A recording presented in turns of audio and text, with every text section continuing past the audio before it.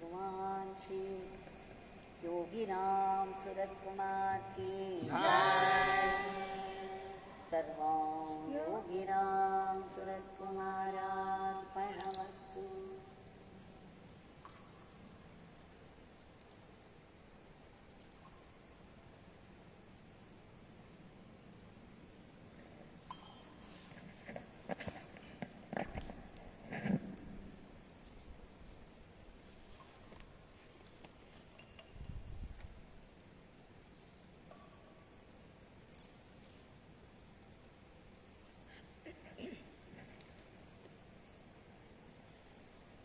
We are absolutely thankful to Bhagavan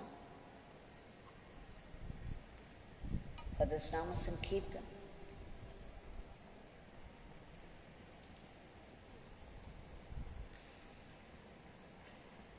We have been seeing glimpses of Bhagavan's glory or his Nama's glory, how this grace comes to our help, rescue, and guidance in the circumstances.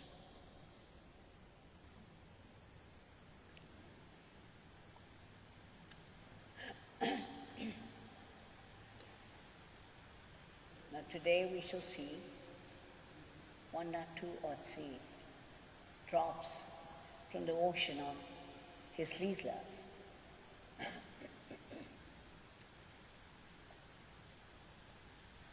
She is Sundarajan of Nagarkoil. Is working in a company which produced fertilizers and chemicals. Certain chemical preparations as well, which in the course of time affected in the form of an allergy. It started with the skin and then it began to spread slowly all over the body.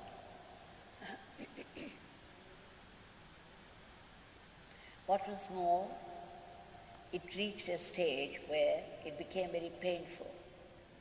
He was unable to hold his grandchild.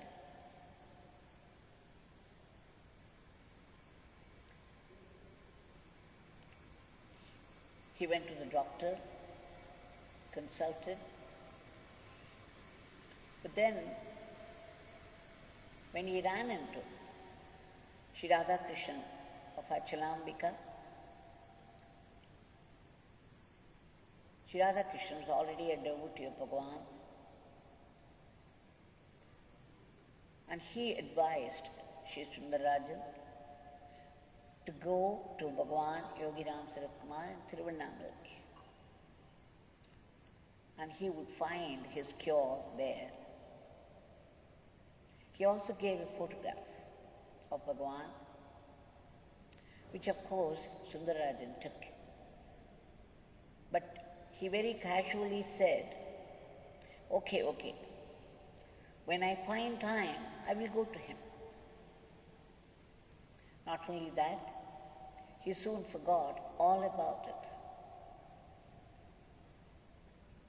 In 1885, there was a conference which he had to attend, where these company people had to interact with the farmers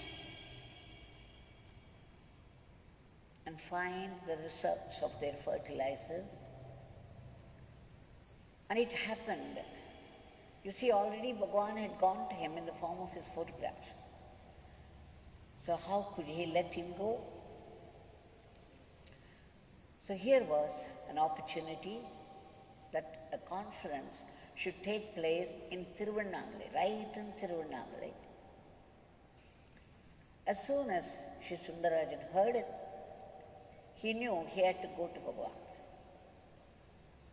And he was also suffering from the disease. Now when the group landed in Thiruvanamalai, it was afternoon. They went straight to Bhagwan's place because Sundarajan had briefed them about it. But then, unfortunately, somebody said Bhagwan had already wound up his morning darshan, he had gone inside, and he would come out only at 4 o'clock again. So they could come at 4 and have darshan. Naturally, Sundarajan and his people were very disappointed. And then they had a difficulty because their conference, their meeting, was going to start only at 4 o'clock. So how could they come? So the people who came with Sundarajan had given up. They gave up the idea of darshan and they wanted to go. But Sundarajan, by then, was already drawn to Bhagwan and he just could not leave without darshan of Bhagwan.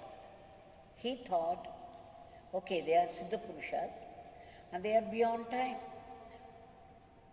Let me try anyway. He prayed and then he went near the gate. Even before he knocked at the gate, the wooden door opened to reveal the divine form of Yogi Ramsuratkumar. As if mesmerized. Why? As if he was completely overwhelmed and went inside and sat before Bhagwan. Bhagwan asked, as soon as they went and sat there, Bhagwan became silent. He closed his eyes, bent his head, and looked as if he had gone into deep meditation. The people who came with Sundarajan became very restless. They wanted to go away. They had no patience to sit there. But Sundarajan's story was different. And after some time, Bhagwan opened his eyes and asked everybody their name. And then he asked Sundarajan also if he wanted to say anything. Sundarajan, for some strange reason, he could not remember to ask about his disease. Instead, he blabbered. He said that his brain was not so sharp as before. It seems to have become dull. Then Bhagwan said, well, you pray to God.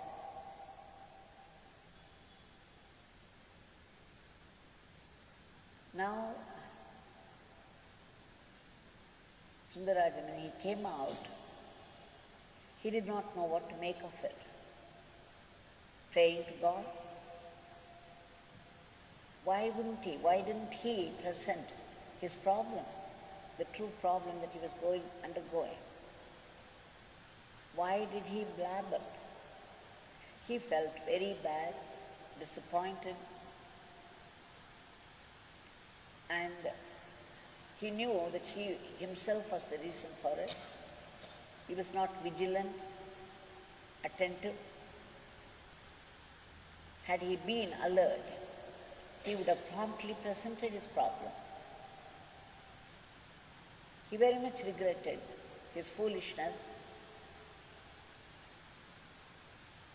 In any case, but it started. You see, everything that Bhagwan did or said is an Ashirvad. even though it looked negative, as if he did not present his problem and so could not find his cure from Bhagwan. This started a deeper longing in Sundaraj. He began to feel very deeply about Bhagwan. It created a longing, a very healthy longing in him. And he began to think of Bhagwan often, deeply.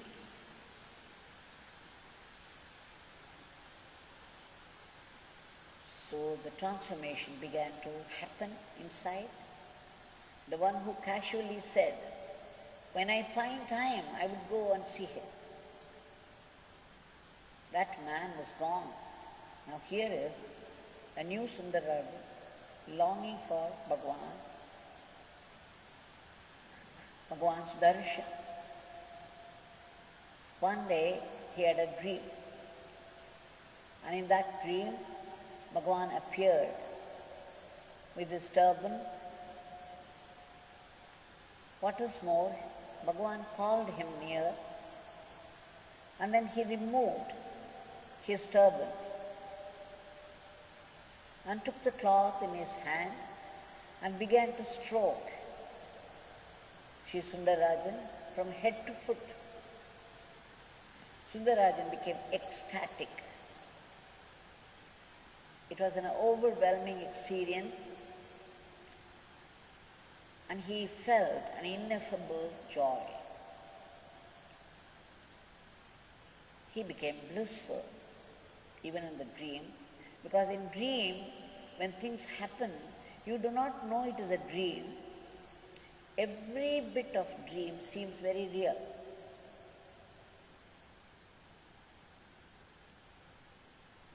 And after that, Bhagwan disappeared after stroking him with a turban cloth. Bhagwan disappeared and he woke up and he thought it was only a dream. But then soon after that, his allergy became less and less, and finally it was completely cured. This is how he was hooked by Bhagwan into his secure fold.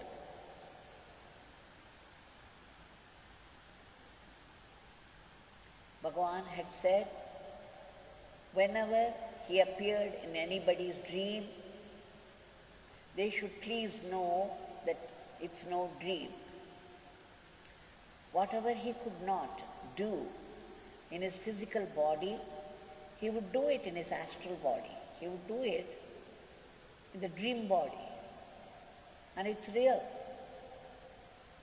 So, to Sundarajan, it really happened. So much so that it cured very soon after that. Now let's shift to another scene. Shira Ganapati, a devotee of Shri Paramacharya, his 7 volumes of the Divine Voice, a masterpiece.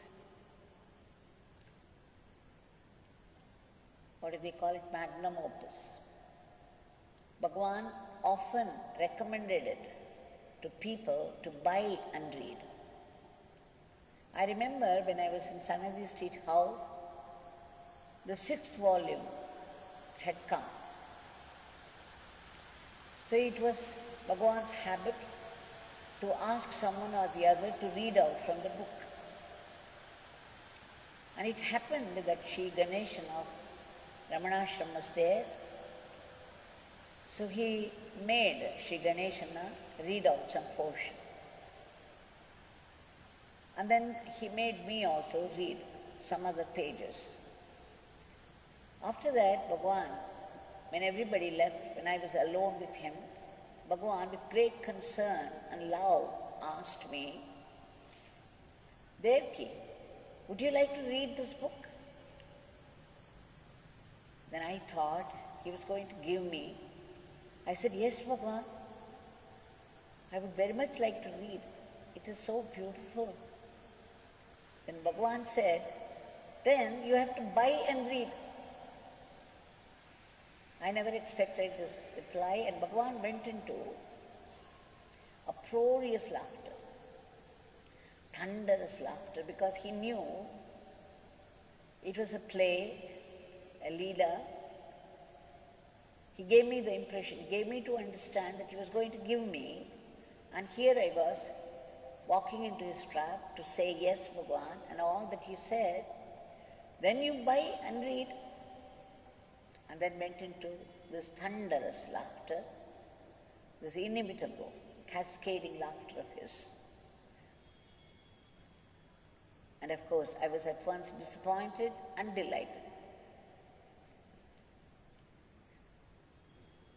So this Rag Ganapati was very, very dear to the heart of Bhagwan, so much so, he wanted to see the man who wrote those books. He sent word voluntarily. What a great fortune for Sri Rag Ganapati that Bhagwan should go after him. He sent word twice. Bhagwan was very, very impressed with those books. So we have already gone through one experience of Sri Rag Ganapati, how he had come to the breakfast hut with Sri Mukhilan, and he had a problem with his stomach. Many, many things would not agree with his stomach, and he always suffered. He had a very delicate stomach. And then we saw how Bhagwan peeled one plantain after the other, one banana after the other, until Sri Rag Ganapati began almost to scream. He could take it no more because he had never taken banana because it would not agree with his stomach.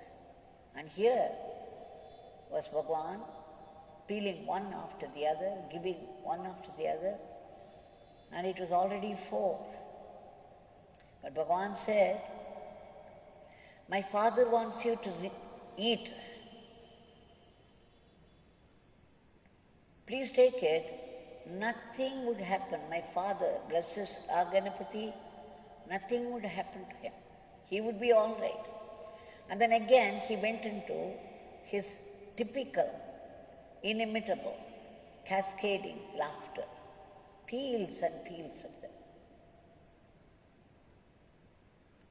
And of course, Ganapati also had, Sri Ganapati had an appointment with the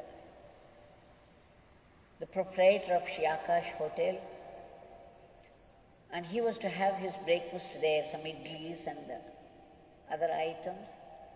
And here he was already filled with 4 bananas, and he was wondering how he could fulfill the promise of breakfast with the proprietor. Bhagwan looked at him and smiled. It's all digested. Sri Ganapati does not have to worry. It is all digested. He uttered the sentences, and with that, any discomfort that he felt was gone completely, and he felt so hungry. After that he went to the hotel and had a hearty meal with the proprietor of Sri Akash Hotel. So we already have gone through this Leela bit by bit, every detail of it. And now his sister, Katpagam Ravichandran, by then Sri Ganapati Anna was not well, but Kalpagam has a problem. Her son had some nervous trouble. And the little boy was suffering, and mother was also suffering, just seeing him suffering. Her suffering was even more, just seeing the son suffer. Finally, she approached Shira Ganapati for darshan of Bhagwan. She heard so much about him from Shri Ganapati ji. And Shri Ganapati ji arranged for the darshan. And Kalpagam Ravichandran, she went there with her son. She came to the ashram. When Bhagwan was in the breakfast kutir, Bhagwan, the compassion incarnate, when Srimati Kalpagam presented her problem, Bhagwan called the child near him, touched his head and the body, and said, this beggar doesn't find anything wrong with him. He's all right. There is nothing wrong with him. This beggar doesn't find anything wrong with him, the child. When he declared it 2 or 3 times, the child's mother became very happy. She knew that the child was free by his grace. After that, when she went back,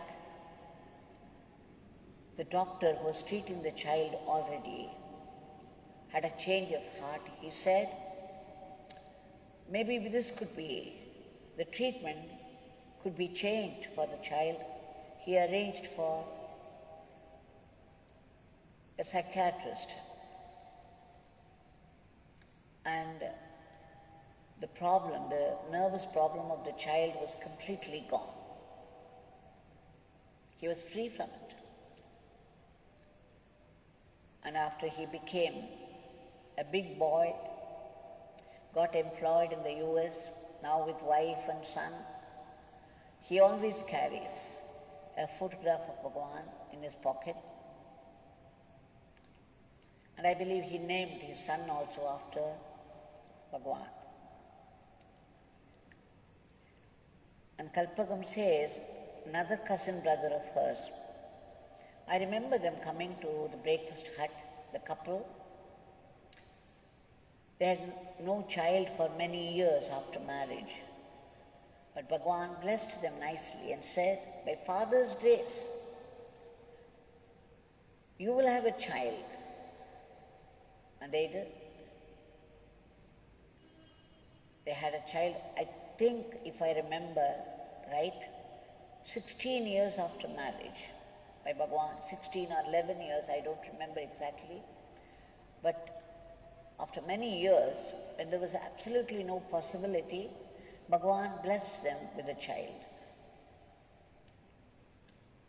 This is the way the grace works. Now, why we are going through one experience or the other? For one thing, Bhagwan has prescribed it as a sadhana. When we go through the leelas of Bhagwan, no matter to whom it happened, we relive those experiences, and reliving those experiences means remembering Bhagwan joyfully, and that would fetch a big bout of blessings for us. And the other lesson that we learn from this is, though they seem to be worldly, all these miracles, attending to the needs of people, you see it brings about an inner transformation as well, because the transformation is the greatest miracle the Mahatmas do. Through this, their faith gets strengthened and their life begins to depend upon Bhagwan. They begin to lead a life enriched by His grace, and all the details of their life would come to depend upon Bhagwan. So it becomes a dharmic life, the life as it should be, depending upon God.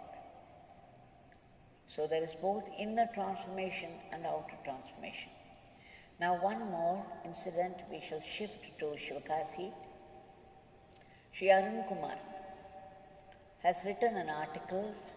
He says, I want to share it with the devotees of Bhagwan because this would help many people. He said in the late 80s or the middle 80s, he developed some bad habits. For nearly 27 years, he was a heavy smoker. No matter how much his parents were trying to tell him, he just would not listen to anyone. But when he tried twice, he failed miserably.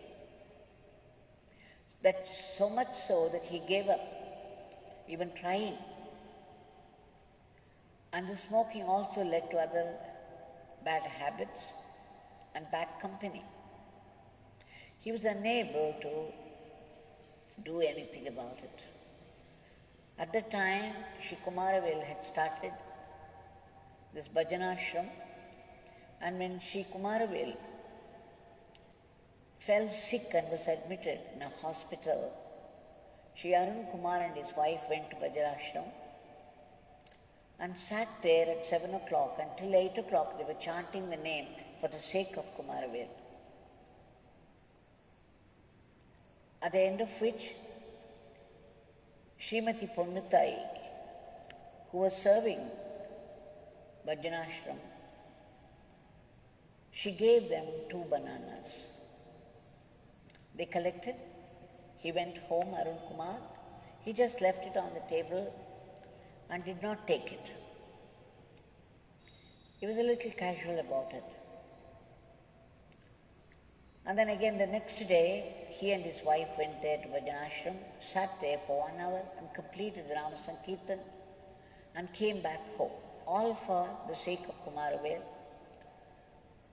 And you see, doing something like this, Nama Sankirtan, a very powerful Nama Sankirtan for 1 hour for the sake of others, it's a great tapas and brings about inner transformation. Now, after he was back, when he was sitting in his room, it was nearing 1 o'clock in the night,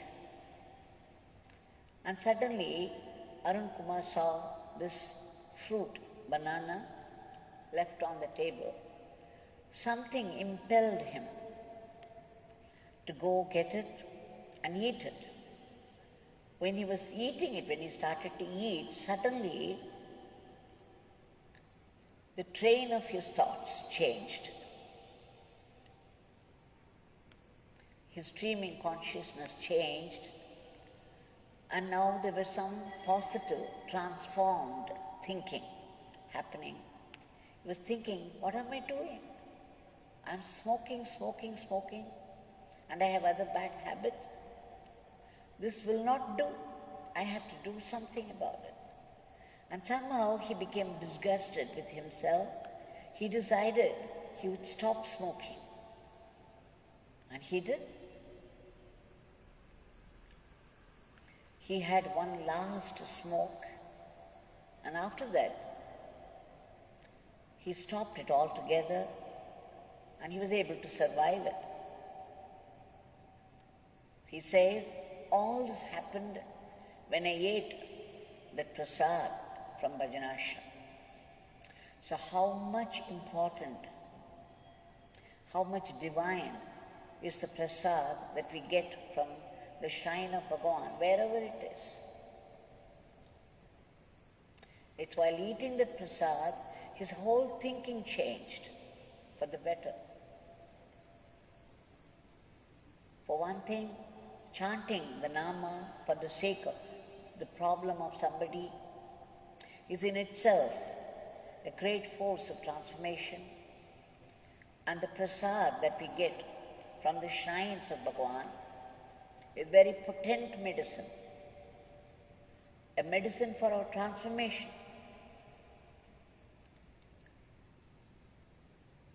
So we see in all these incidents how Bhagwan's grace comes to our rescue in different ways. Now that Bhagwan is here before us, We shall submit our prayers of the day